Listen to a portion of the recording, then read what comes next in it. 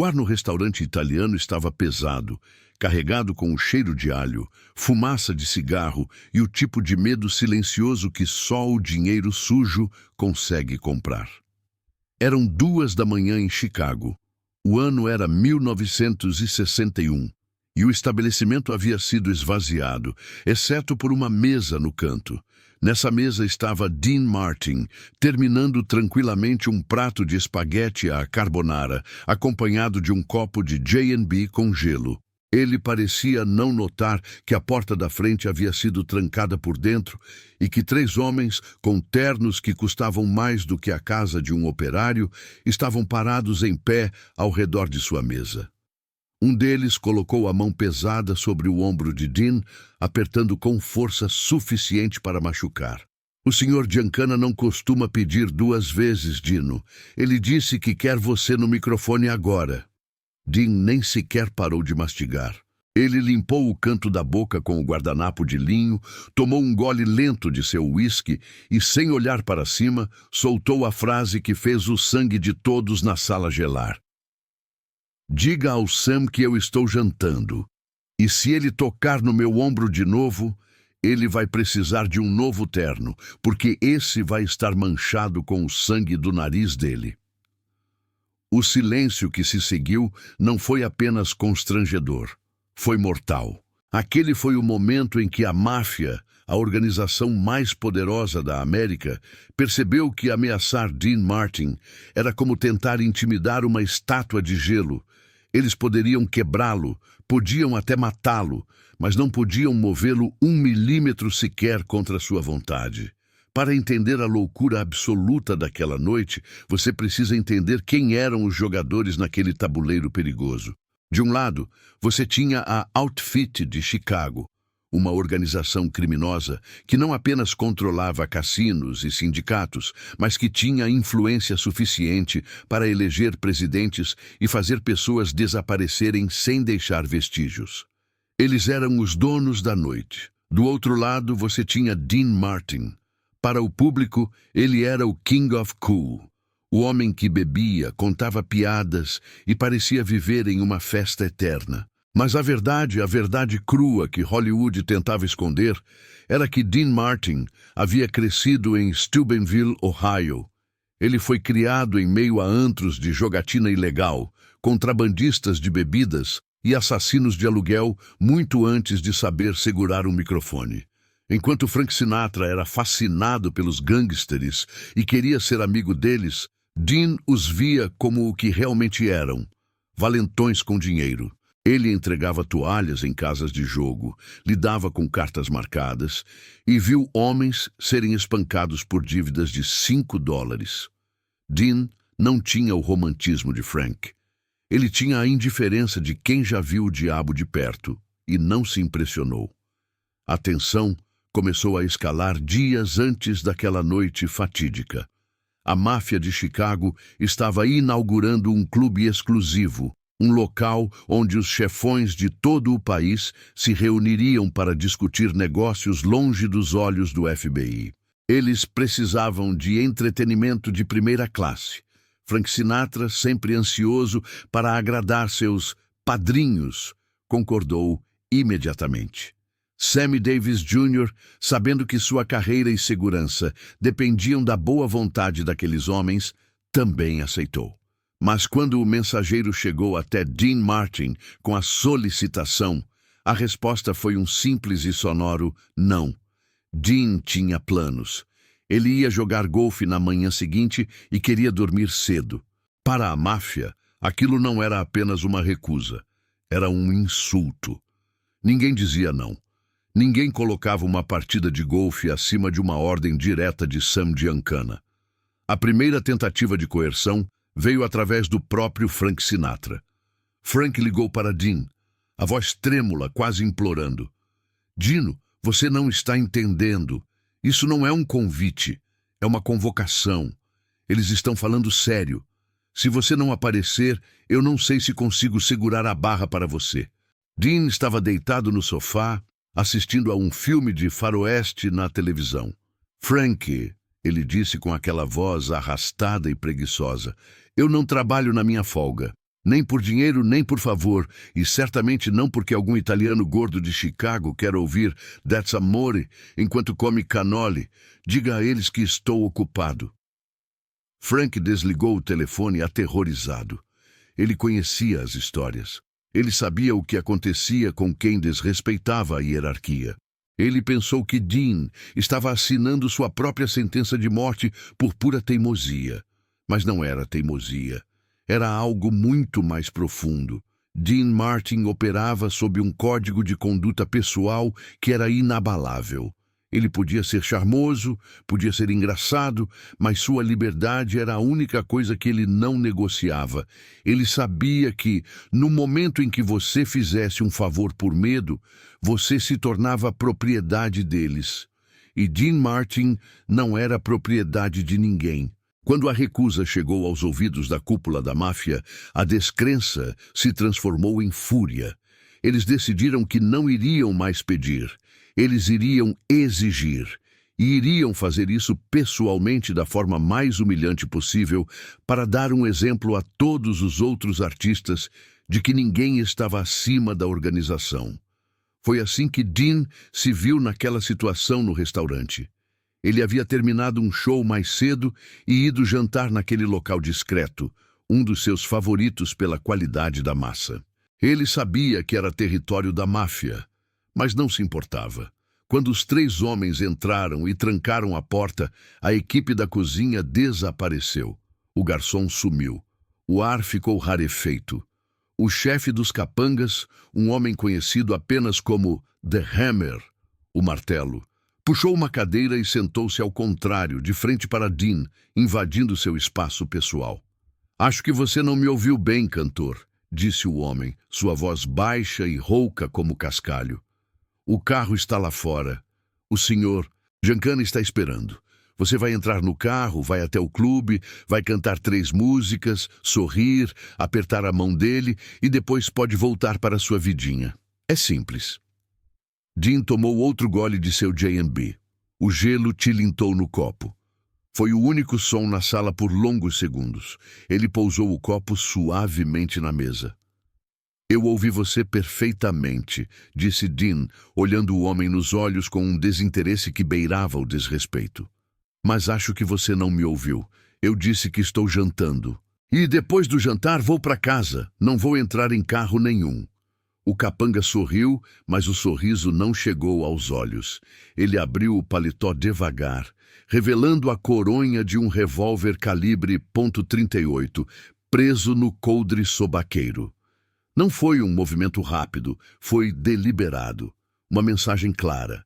"Ninguém diz não para nós, Dino, ninguém. Você tem uma família linda, filhos, uma carreira. Seria uma pena se você sofresse um acidente e nunca mais pudesse andar, quanto mais subir num palco." A ameaça física pairava no ar como uma nuvem tóxica. Qualquer outro homem teria desmoronado. Frank teria chorado. Jerry Lewis teria tido um ataque de pânico. Mas Dean Martin apenas suspirou, como se estivesse entediado com a previsibilidade daquela conversa. Ele pegou um cigarro do maço dourado sobre a mesa, colocou-o entre os lábios e acendeu com seu isqueiro Dunhill.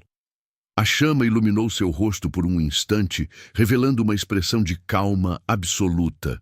Ele tragou profundamente e soltou a fumaça na cara do homem armado. "Deixe-me explicar como isso funciona, amigo", disse Dean, sua voz firme, sem um traço de tremor. "Você tem essa arma aí. E você é grande, você provavelmente já machucou muita gente.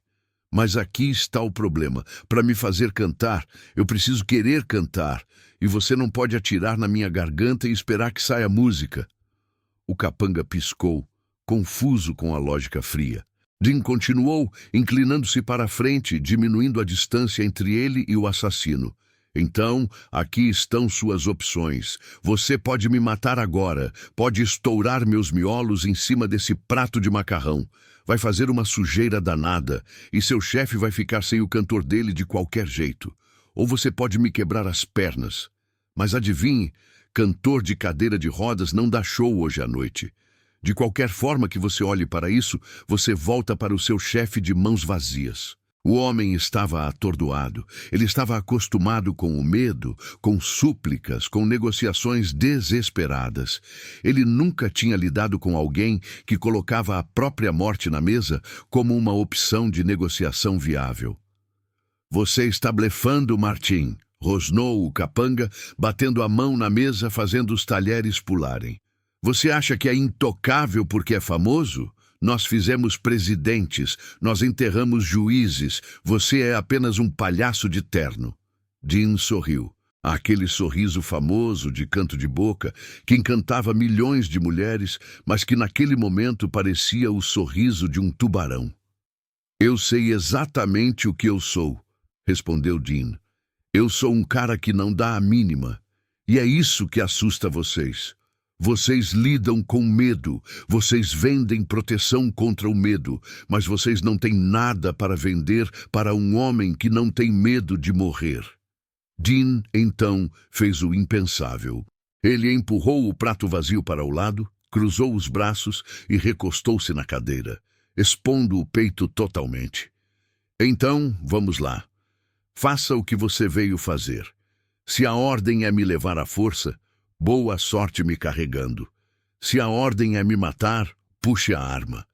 Mas pare de me entediar, porque meu uísque está acabando e eu quero pedir outro." O capanga ficou paralisado. Sua mão pairava perto da arma, mas ele não conseguia se mexer. A lógica da violência havia sido quebrada. Se ele matasse Dean Martin ali, sem uma ordem expressa para execução, ele mesmo estaria morto antes do amanhecer. O objetivo era levar o cantor, não um cadáver. E Dean Martin havia deixado claro que a única maneira de levá-lo seria dentro de um saco preto. O impasse durou minutos que pareceram horas. Os outros dois capangas olhavam para o líder, esperando um comando, nervosos. Eles sabiam que a situação havia saído do controle.